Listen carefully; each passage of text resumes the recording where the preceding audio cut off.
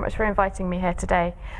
So as Paula said, we're going to do a slight double header. So I'll give you an introduction to the Centre for Digital Built Britain, and then one of our very talented researchers, Francisca, will give you a real life case study of what we're doing.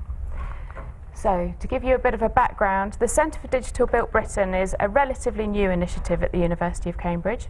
It was set up 2 years ago by government to partner with the University of Cambridge to support the digital transformation of the built and natural environment.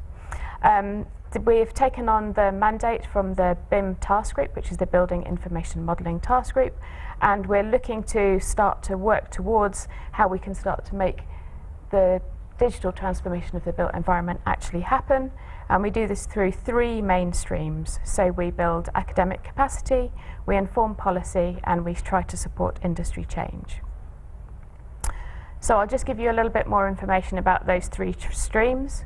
So the research that we do, although we're centred at the University of Cambridge, the research that we fund is delivered by the whole of the UK. So there's actually other CDBB funded researchers in this room already. It's a multidisciplinary research community, so although we're looking at the digital transformation of the built environment, we recognise that that's not all about the technical side of things. It's actually about the social and the economic side of things. You know, how do we actually get people to change behaviour, and how do we understand that behaviour? We provide the long-term research agenda that's needed to deliver the ambitions of the Digital Built Britain programme, and we also make sure that as far as possible the research is connected with industry and policy makers so that the research that is done can be taken up and used. In terms of informing policy, we still work very closely with the Department for Bays, and our research outputs are used to inform evidence-based policy. We also provide the Secretariat and convene several working groups that work with public sector groups, so the Home Nations Working Group and the Public Sector ISO Transition Working Group. I'll go into more detail about the Digital Framework Task Group in a moment. We also look at how we might inform and engage with policymakers overseas with our international and our prosperity programmes, looking at both developed and developing countries. And that again helps grow the market for export of some of our UK skills and services. So although we have a vibrant research programme and we have very good connections in with policymakers, we recognise that actually the most important thing that we need to do is support change, and about half of what we do is actually through supporting change. So we have a coordinated vision and a roadmap towards a digital built Britain. We want to grow an open and global digital construction market. We have an industry engagement programme across the supply chain looking at all of the different actors. We try and make sure we highlight current and emerging good practice wherever we can and share value cases to encourage adoption of digital approaches. Before I go any further, I should probably give you a bit of an introduction as to what we mean by a digital built Britain. Some of you probably are very well versed in this and some of you not so much. What we're looking to do is try and harness the wealth of data that's being created by digital construction, by high-performing assets, by smart cities and digital economy and connected citizens, and try and deliver a Britain that's fit for the future. And that will be achieved through changing the way we design, build, operate and integrate our physical, social and economic infrastructure. So by design, this is about getting the data requirements right from the start when you are setting out on designing a new piece of building or infrastructure. So using good practice and securing that data. We're also looking at how maybe advances in machine learning and artificial intelligence can help design better homes, buildings and infrastructure. When it comes to the build phase, we will exploit new and emerging digital construction and manufacturing techniques. So for example, using robotics and in particular looking at maybe manufacturing techniques so you can build modular houses in factories and transport them on site. We also need to make sure that there is secure and shared information so that clients, design teams, construction teams, the entire supply chain can work closely together during the construction of an asset to improve safety, quality and productivity. But it's not just about the design and build, it's also about the operation of that asset and that infrastructure. So using real-time information from Internet of Things devices and sensor technology to understand how the infrastructure is actually being used. And then we can start to predict how that might be disrupted and try and avoid that. It's also not just about new infrastructure, it's also about the existing infrastructure we have. So can we digitise existing assets to understand better how they perform and manage them better? And then it's integrating, it's understanding how these spaces and services can improve citizen quality of life, and we can use that information to improve how we design, build and operate in the future. So it's a whole circle. As I mentioned, there are both technical and social drivers towards a digital built Britain. So we have a huge amount of work to do along the whole design and build, operate and integrate cycle to ultimately get towards what we ultimately aim for, which is a national digital twin. So it's looking at using an information management framework that connects up smart contracts and procurements, digital construction, all the other techniques that I've just mentioned as part of our design, build, operate, integrate cycle. Using that and building information modelling, incorporating feedback loops to make sure that we have all of the right information in the right place at the right time to make better decisions for our built environment. And again, as always, technology alone is not enough to deliver change. So we need to address a potential skills gap. We need to make sure that the policies are there and in the right place. We have the right certifications, regulations and standards, and we have the right data governance and ethics. CDBB has also recently partnered with MTC and BRE as part of the Construction Innovation Hub. This is a large programme funded through the Transforming Construction Challenge programme, where we're looking at how we might produce better buildings and infrastructure. Manufacturing Technology Centre are looking at how we might use manufacturing and robotics approaches. Buildings Research Establishment are looking at how we might monitor the performance of that built infrastructure, and CDBB are focusing on the data and the digital side of things. I mentioned the Digital Framework Task Group. Digital Framework Task Group was set up as a recommendation out of the National Infrastructure Commission's report, Data for the Public Good, which is trying to understand how all of this data that we have around our urban environments can be used for public good. They recommended the formation of a Digital Framework Task Group to develop the recommendations that might lead towards a national digital twin. So the challenges that Data for Public Good recognised were, I guess, fully aware to all of you here: increasing population, looking at and hoping to increase economic growth, address climate change and look at environmental standards. Recognising that all of these challenges put a pressure on infrastructure, and therefore we need to make it work smarter and as an optimised system.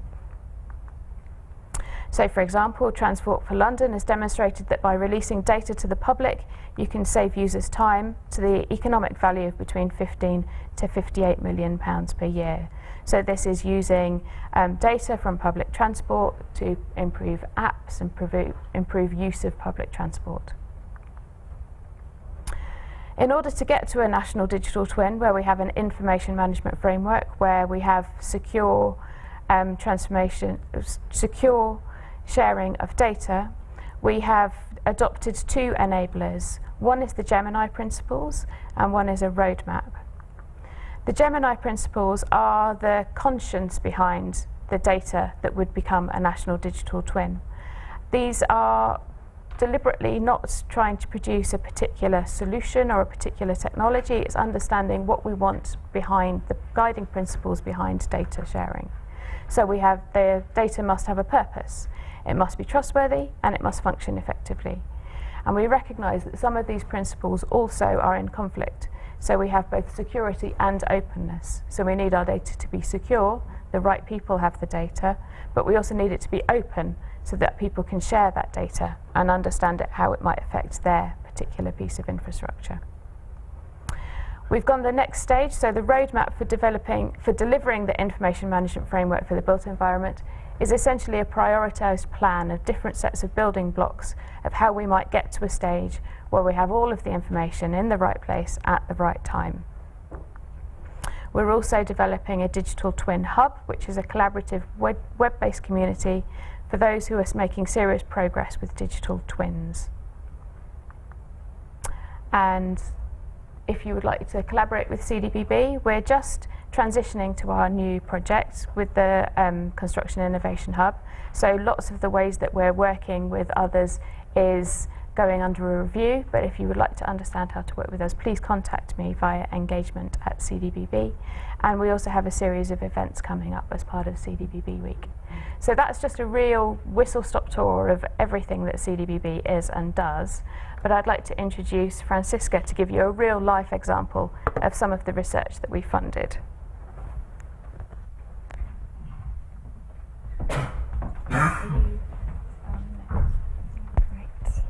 Just put it here. All right, can everybody hear me? Perfect. Yes.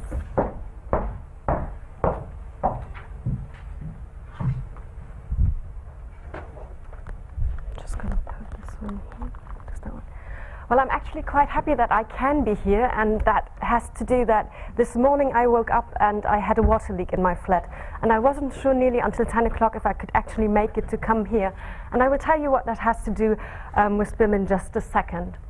I'm very happy to be invited here and give an experience of one of the projects. So CDBB has a number of projects across the board, targeting as well different groups of researchers. And I want to highlight that this is a part of a project which was actually for early career researchers and helping us as well in developing our academic careers. So I didn't do the work by myself. This is actually a work I've done with Amaran Sichel together, who was my research assistant over the course of now 9 months that we had time to develop this project. And the project is entitled Future Cities in the Making. And what we actually did in the project is trying to link what building information modeling is doing and how that relates to the planning system. So it actually works really well with the talk that we had beforehand from Mark about planning and the planning system. And the basic idea behind what we do in the project is asking the question, how does the planning system need to change, or what would need to change so that the planning system actually can be an enabler for building information modeling. We've got the construction side on the one hand, and the process is already changing quite a lot through the existence of information modeling. But that also still needs to relate to the broader outlet of planning as such. And this is really the link that we have looked at in the project. Going back to what building information modeling is, I'm sure most of you have in some ways heard of it, but I now try to explain it more from the planning perspective. So when you're a planner and you think about spatial development, there has been data out all the time, and the tools that we have worked with is geographic information systems. So spatial data, which can be shown through different layers. So there are different layers within the city that we look at. And at the same time, there's the planning side where we work together with architects who are actually designing the buildings themselves. And so make 3D models with Vectorworks or AutoCAD or all these kind of programs that some of you might actually know much better than I do. And building information modeling for me is now the principle of bringing GIS, the layers of different information, together with a 3D model in the built environment. And that can actually be of a very great value. Now, I started my talk with saying that I woke up with a little bit of an unsatisfactory situation in my flat this morning, and what does this have to do with BIM? So simply, the building wasn't developed through BIM, and what building information can do is actually start the process of developing a building by having all the planning data. So are you allowed to build here? What is the soil that you want to build on? And then starting towards planning the actual building, and then have the next cycle. Once the building is made, you can have a maintenance cycle, so that observing the building through the life cycle. This morning I would have wished that my building would have been developed through BIM, because then the people who actually would want to save the leak, or save my flat from not having too much water in it, they would have actually already looked in the morning up on their laptop, where is it happening, what's the problem in the flat, what type of pipes is it, and they could have brought directly the right tools to do the repairment. They didn't, so it took them quite a long while, but I'm happy I still made it and came here, and I hope when I come back this afternoon that the problem is being solved. So that's what building information modeling can do.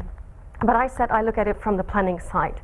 So what we ask in the project is what are actually the barriers for building information modeling and for planning to really come together? What are the opportunities for city planning? Why should city planners nowadays actually look into BIM?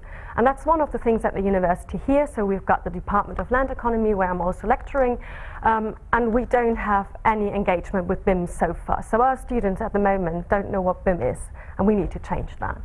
And of course, once cities start engaging with data, there are new questions coming up that cities don't really know what to do with.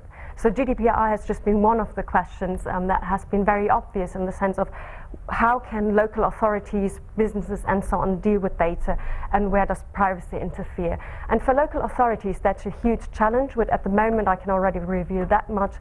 It's the reason why they don't start getting involved in more digital, because they just don't know how to comply with any of those regulations. So what we did is obviously the literature and policy analysis, and then the main thing that we did is that we did 3 case studies, and we did about 40 stakeholder interviews. So this is the overview of the case studies. We had 3 major areas that we focused on, so Bristol, Cambridge and Scotland, and the approach was usually that we would, in Bristol and in Cambridge, look a little bit more specific. How does the relationship within a city council work? Who is speaking to whom? Who is engaging? And what would be needed so that local authorities could actually work with BIM? And then in Scotland, we had a much broader approach, where we spoke to the government and where we spoke to different case studies. And also what we tried to identify thereby is that the planning system in England is a little bit different than in Scotland. And that helps us to understand where really are the barriers and what needs to change. And the ultimate goal was a little bit to just develop a wish list towards the government of what they need to do to really support the planning system to enable this overall goal of digitalizing city development. So I'm going to give you a snapshot of some of the empirical findings that we've got. We are still in the process of analyzing all the interviews. We've just finished doing the interviews, so it's still a little bit preliminary, but I think it gives a good overview. And we organized the types of barriers that we identified in exactly those 6 types of barriers. We found much more, but I don't want to overload you with the list.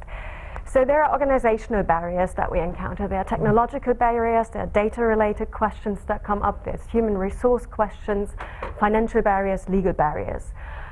So from the organizational side, it must just be the governmental fragmentation. So there's no knowledge about who actually has what kind of data in a local authority, who would need to speak to whom. And particularly in England, the local authorities have many different stakeholders that they need to engage with. There's often a political disagreement, and there's a lack of awareness from the leadership side about how they can support information modeling. On the technological side, it's not that the planning system hasn't started digitalizing itself. So there is an e-government system, which actually is the process of that you apply online on a platform through a digital tool, that if you're allowed to build something somewhere or change your building. So this is the typical request of individual citizens towards the city government who we want to build a house there, are we allowed to do so? Then it's being checked and you get an email. So that's the e-planning side of it. But to be fair, we had the opportunity to sit down with the Scottish authority for a whole day, running through the whole process with what they're doing. And one of the main problems is that there's actually at the moment only one real provider for e-government, which is iDocs, and the software is really working a lot. It's very good for what local governments want to do, but at the same time, if one individual government wants to change something, they don't have any opportunity to put pressure on one big software company and asking them, well, we would be working much more effectively this or that way. And the type of software that you use for building information modeling is, for example, Revit or Bentley, is a very different type of software, and they don't really interlink already with the existing tools. So you can upload a model, but there's no further engagement and interoperability between those at the moment, and that's, for example, a problem. There are data-related problems, the poor data quality at times, lack of standardization plays a role, and on the human resource side, that's a really important issue. So that's maybe one of the issues where I would also be quite interested how statistical methods could maybe help to also help local authorities plan better how they and when they have to educate their staff. Then there are obviously financial challenges and legal challenges which are not to be underestimated. I'm going to illustrate that through the case studies in a bit more detail in just a second, but maybe to overload you with another graphic beforehand. So one of the main things is when we try to think about how to overcome those barriers is you can never just do one activity. Once you start or you want to overcome, for example, the problems that you've got with legal uncertainty, you at the same time directly have to do a training, but you also have to change in some way how the local governments are changing. If you have a challenge about non-interoperable systems, yes, you might want to change technology, but at the same time you also need to change the way of how you work within the local administrations. And this interlinking, or the way that these different barriers interlink, make a policy response quite complex. So the question ultimately is how to address those different barriers, and you always have to think about, that's one of the conclusions that we drew from the project, you have to think always in those 6 different settings. Going to the case study of Cambridge. So this is an example for a very fragmented governance. So we've got the different district councils, the city councils, and then we've got very new Cambridgeshire and Peterborough combined authority. And that's something that's happening in many places over the UK. Also, Bristol is one of the local authorities that now works with a combined authority. So in one way, these new forms of coordination and collaboration actually help really to try and test things. So this is what we observe in Cambridge with the Smart Cambridge development, where they, for example, use cameras to observe how biking patterns are and where they might need to change urban planning and have a more secure development for cyclists. But at the same time, that also means that it's an overloading fragmentation. And that's when it comes to data and actually using building information modeling, and in the long run, city information modeling a problem. And this is of particular relevance in the UK itself. I mean, you might hear by my accent that I'm not British, I'm German, and the German planning system works very differently.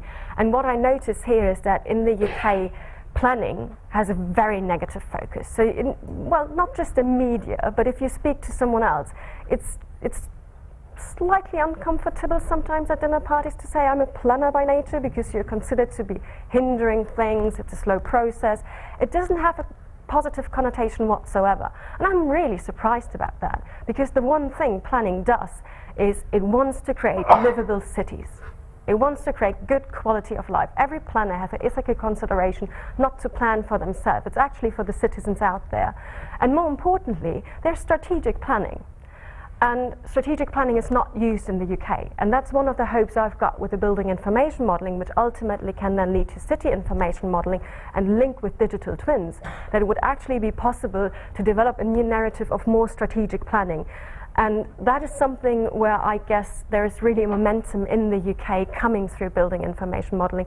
And that would then be interesting to link with what Mark has been doing beforehand, to really try to identify, okay, what are the strategic decision-making policies that individual local cities have to take to influence the way that land use patterns are are. And that's where city information modeling can be really interesting, for example, in linking transport data with land use decision making. I'm going to go on to a case or an example of Scotland, and I said that the legislations are quite a problem. And this is just an example from a Scottish governmental organisation. And this is one list of everything that they have to comply with when they do a new planning development. This is just one thing that one single person and one governmental organisation in Scotland has to go through to understand if they comply or are working against any of those. And what that does actually in terms of planning, suddenly computing and information technology and actually computer scientists suddenly say what's possible in an institution or not. Planning gets kind of overrun just by the limitation of all the software that is there and of all the rules that you have to comply with. So it makes it very difficult to be sure what to do. This is actually a very smart guy who's has a good system of how he goes through those different regulations. But that would be something that a lot of local authorities are not capable at the moment to respond to. And also that, I think, could be something where a more mathematical, statistical approach and developing a software that helps local governments to run through those. And if you're compliant with one, you're directly compliant with the other. That's where policy, software, and maybe some statistical knowledge could actually help local governments to just make their life easier. And then there is the question of why do cities want to engage with digital development? I mean, planners are the most overloaded departments in city governments anyway. They have nearly no headspace. They have really been those departments over the last decades that have suffered the most from budget cuts. So there's no way that they can think strategically. Interesting enough, that now leads that a lot of local authorities develop new institutions and give new responsibilities, for example, like the Smart Cambridge development, who try to do that, but they don't have the legal means of doing strategic planning. But there's one element where we noticed where every local authority really gets engaged in information modeling and wanting to do digital twins, and that's the part where they really start getting excited, and that's everything that is happening below the surface. So I, as a city planner, think about the built environment that I see, and I want to get citizens involved in participatory approaches in the way of how a city could develop. But the part that for local authorities in the UK apparently is the most important at the moment, or potential for a digital twin, is to just have a digital twin of everything that is below the surface. So utilities, because that's such an important element of local authority funds, to how do you repair a leak? Well, that's actually a good link now. How do you repair a leak under the surface? And in England, because the system is so old, there's no way at the moment of how you can make a digital twin. You can't really have a camera going through it because there's no GPS below the surface. You can't make a photo because you would actually have to open it. So the one thing is, because of how repairs have been made, you can see on streets sometimes lines where you have an idea, okay, there's something below there. But this is a huge unknown. And in terms of the development of 5G, for example, some cities now develop an open an approach every time that the city government opens the streets up. They directly put digital infrastructure in, and they use it. And some cities like Bristol, for example, think about trying to now develop a digital twin of everything that's below the surface. But that's a long work to go. So having said that, I guess one of the things that we really are looking at in future is to how those different approaches of what you can do with digitalization, how would the city governments need to change their way of working, and what do we need from the government itself. And what we need is that there's a whole investment in a number of sets. There needs to be a facilitation for education of planners, those that are already in the job, and there's communication going on already, at least with the Scottish part of RTPI, and there needs to be legal clarification, and that's something where CDBB is already working on, trying to contribute to the standardization of digital tools. So if you've got any further questions, we will be finishing the work off. As you see, it's still pretty much in the analytical phase, but we will be submitting relatively soon, by the end of, we will have to finish our work by the end of the month, and you can find the results then on the webpage planningfuturecities.org, but also on the CDBB homepage. Thank you very much.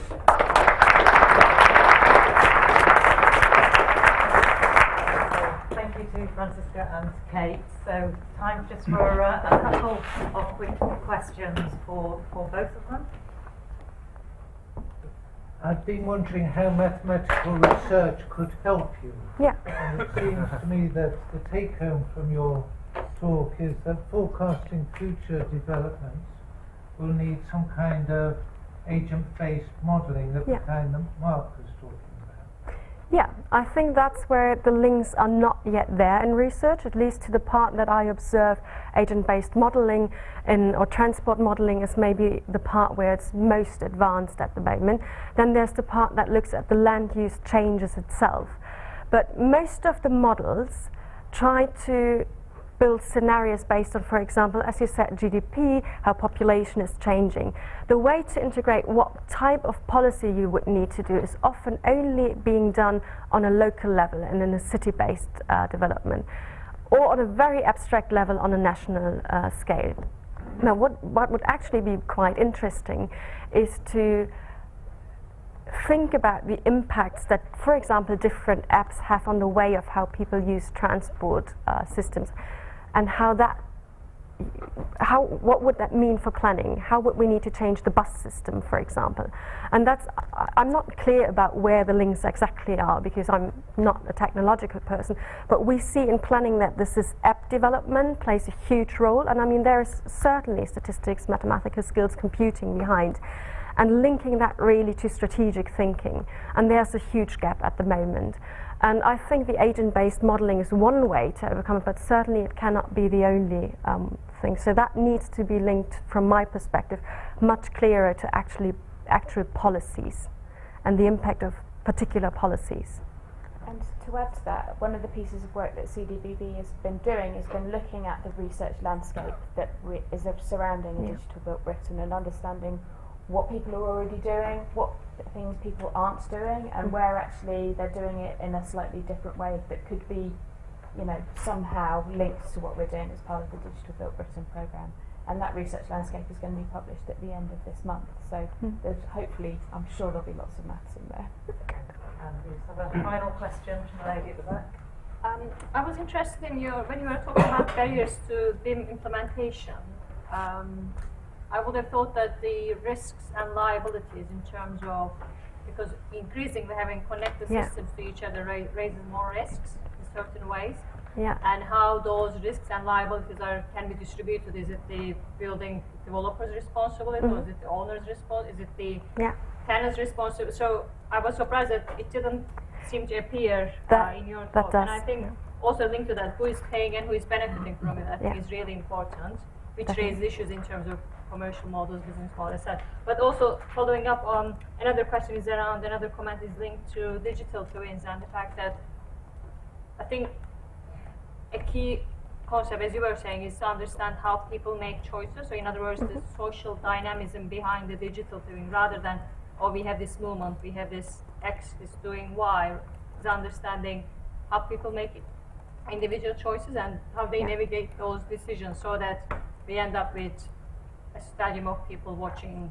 a game, for example. So I wonder where you see that social understanding underpinning the digital twin, and whether we are considering that to take into account. Yeah, thank you. I mean, the part about the insurance is very important, and that could have been easily another example to take up.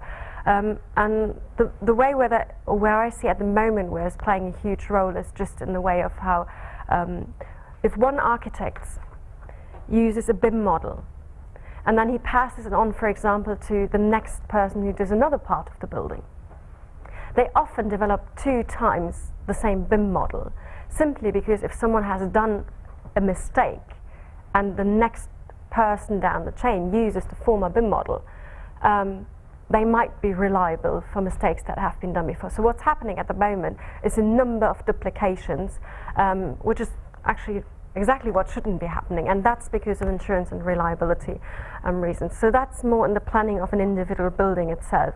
For the local governments and authorities, that doesn't play for the BIM model itself at the moment a huge role, but obviously it does in the way of how they treat data in general and how the planning information they've got. So where do they have to put in the digital process itself a barrier about who can see what kind of information? And that again relates to the technological problem, because that's what the software at the moment don't offer them, though it could be quite easy. And to add to that also, so the CDBB has recently put out a tender for a piece of work to look at BIM benefits and how they might be measured and how the different actors in the chain might benefit differently, so that they can communicate that better. And that should be published by the end of the year. Great. Thank you both again.